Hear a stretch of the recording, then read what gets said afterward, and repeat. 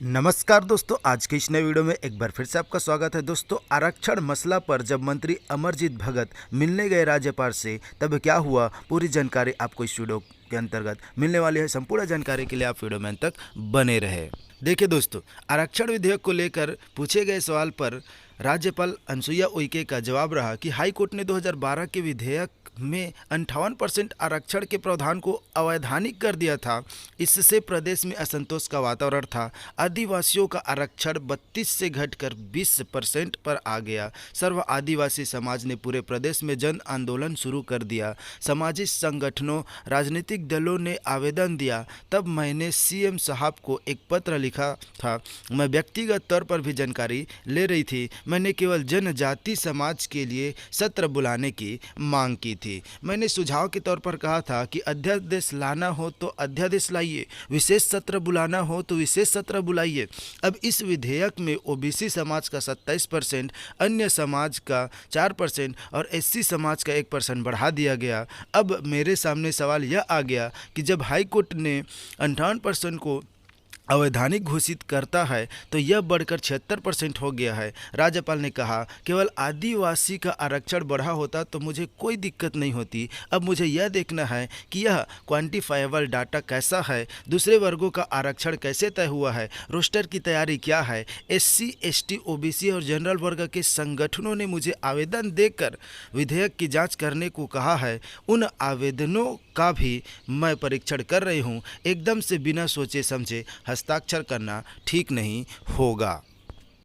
आगे देखिए उन्होंने और क्या कहा कि उनकी चिंता केवल 58% बचाने की थी। राज्यपाल ने बताया, विशेष सत्र तक उनकी चिंता केवल 2018 के अधिनियम में दिए गए 58% आरक्षण को बचाने की थी। उन्होंने कहा, अगर 58% वाले को ही बचा लेते तो समाधान हो जाता।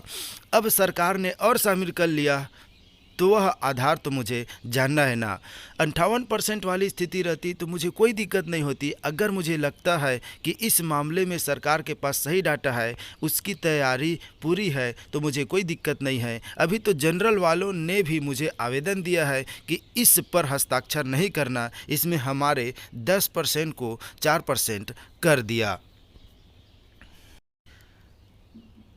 देखिए आगे क्या हुआ। आज मैं साइन कर दूं, कल कोई कोर्ट चला गया तो राज्यपाल ने कहा, यह मामला पक्का कोर्ट में जाएगा, इसलिए सरकार की क्या तैयारी होनी चाहिए। हाई कोर्ट ने पहले ही कहा था कि आपने किस आधार पर 2012 में आरक्षण बढ़ाया था, किस वजह से एससी का आरक्षण कम किया, एसटी का बढ़ाया, ओबीसी का बढ़ाया, पदों पर इन वर्गों की क्या स्थिति है। इन सब पहलुओं और हाई कोर्ट के जजमेंट को ध्यान में रखकर सरकार से इन सारी चीज़ों की जानकारी इकट्ठा की जा रही है। मेरा प्रश्न यह है कि जब 58% आरक्षण को हाई कोर्ट ने असंवैधानिक बता दिया तो 76% के लिए क्या कर सकती है सरकार। मैं तकनीकी और तौर पर पूरी तरह समझ लूँ कि सरकार की क्या तैयारी है। आज मैं साइन कर दूँ, कल कोई हाई कोर्ट चला गया तो क्या होगा।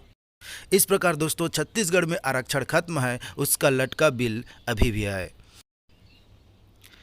देखिए दोस्तों, जब बुधवार को राज्यपाल से मुलाकात की मंत्री अमरजीत भगत ने, तो क्या बातचीत हुआ। जैसा कि देख पा रहे हैं कि बातचीत सकारात्मक रही है।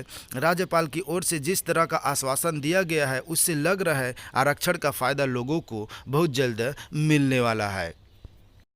उन्होंने कहा कि राज्यपाल 1-2 दिन के भीतर हस्ताक्षर कर देंगे।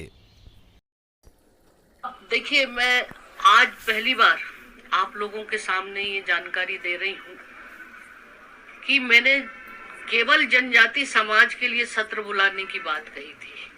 अब इस विधेयक में ओबीसी, आपका अन्य समाज का 3% और एससी समाज का 1% और 32।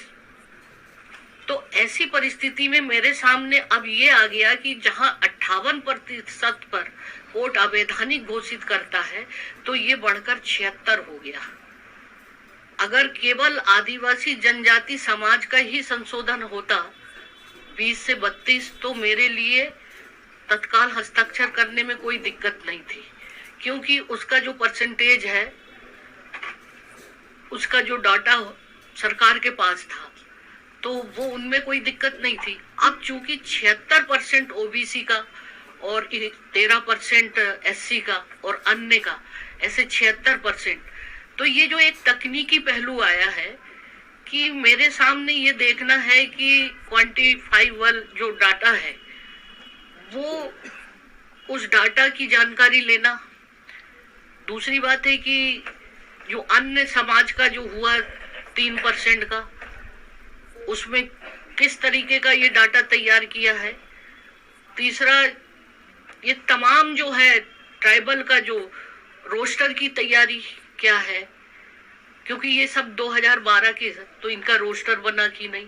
कल को भविष्य में फिर वैसे ही स्थिति हो जाएगी जहां 58% को पर कोड जब उसको अवैधानिक करता है तो 76% की स्थिति में क्या।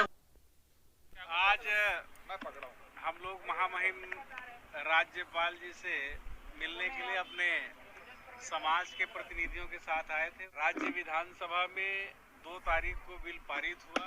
उम्मीद था कि सोमवार को बिल में दस्तखत होगा। जब सोमवार को भी बिल में दस्तखत नहीं हुआ तो लोगों की चिंताएं बढ़ने लगी और सब आकर के आग्रह करने लगे कि चलिए मैडम से हम सब आदिवासी समाज के प्रतिनिधियों को, स्टूडेंट्स को मिलवा दीजिए। आरक्षण संशोधन विधेयक विधानसभा में पारित हो गया तो राजभवन को उसमें तत्काल हस्ताक्षर करने चाहिए। छत्तीसगढ़ राजभवन के इसके पहले भी जब कृषि संशोधन विधेयक पारित हुआ था तब भी हस्ताक्षर करने में विलम्ब हुआ था। तो ऐसा बिल्कुल भी नहीं लगना चाहिए कि राजभवन भारतीय जनता पार्टी के इशारों पे काम कर रहा है। इससे गलत संदेश जाता है।